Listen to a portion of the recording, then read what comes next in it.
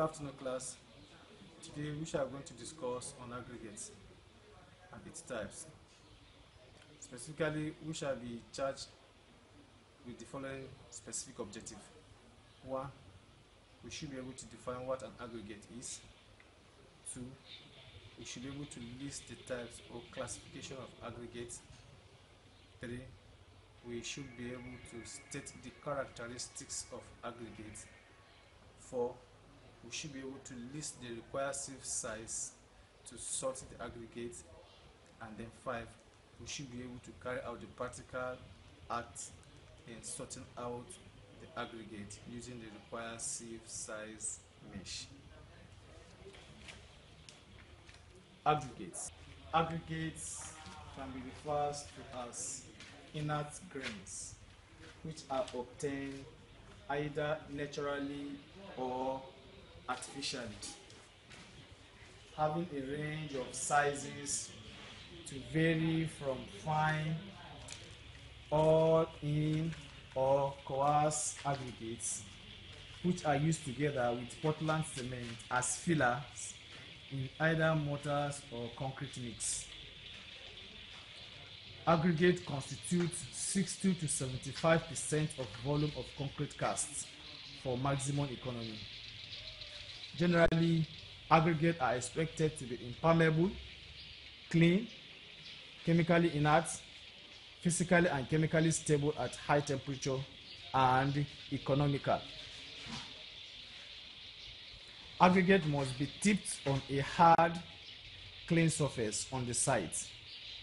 If there is no suitable surface, put down a layer of lean concrete and tip onto it. Types or classification of aggregates. Aggregates are classified as either fine or coarse aggregate according to the sizes of their particles. The description of aggregates as either fine or coarse applies to a consignment depending on the substantial amount of the largest size of the particles present. Also, aggregates could be natural or artificial. Fine aggregates. Fine aggregates are those aggregates, as we can see, with a particle size smaller than 4.76 millimeter diameter.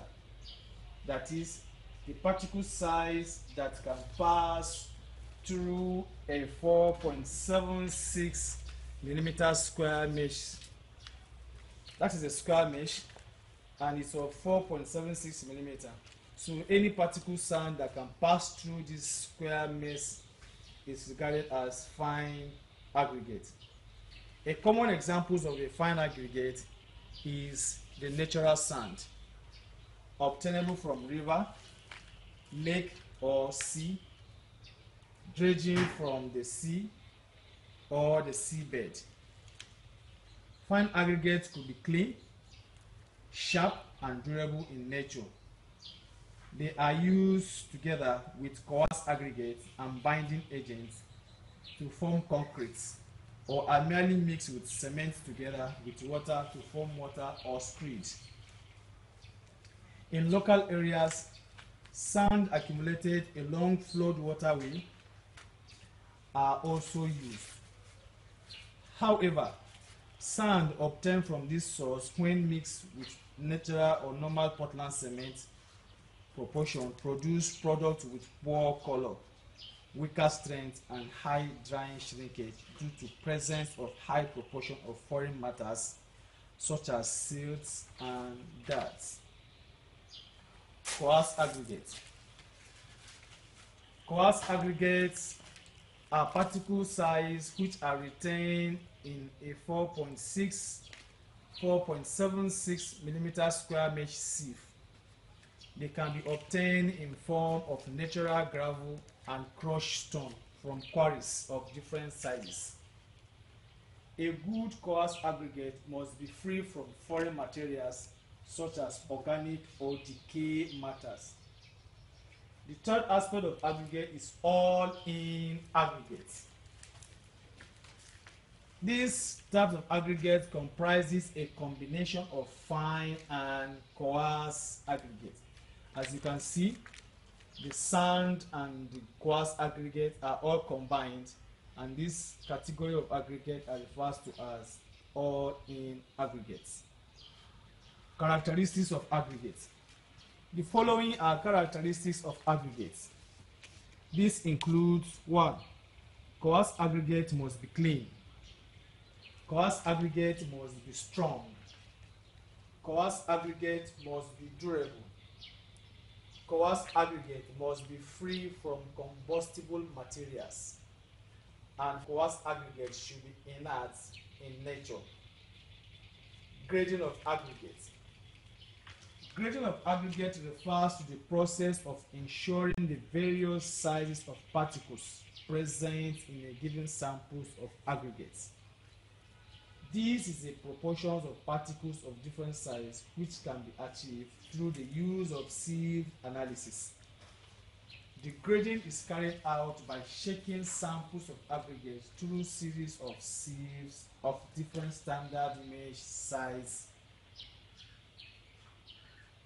Now the next thing is to see how we can sort out the aggregates using our sieve size square mesh. For example, we have talked about fine aggregate, and we have said fine aggregate are those aggregates that passes through 4.76 square millimeter. Let's take a look at it. Let's take a look at how we will feel the 4.76 square mesh aggregate. And for you to determine is by shaking.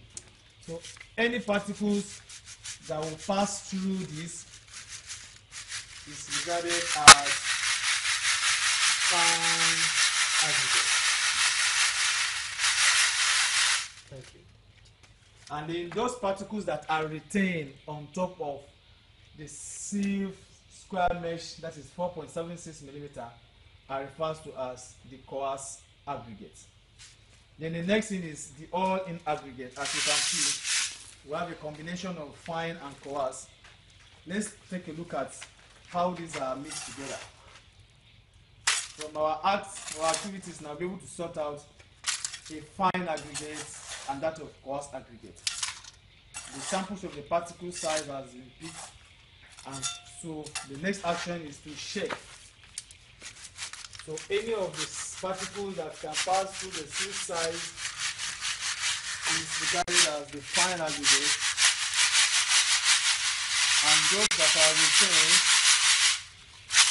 are retained on the sieve size square mesh are regarded as the coarse aggregate.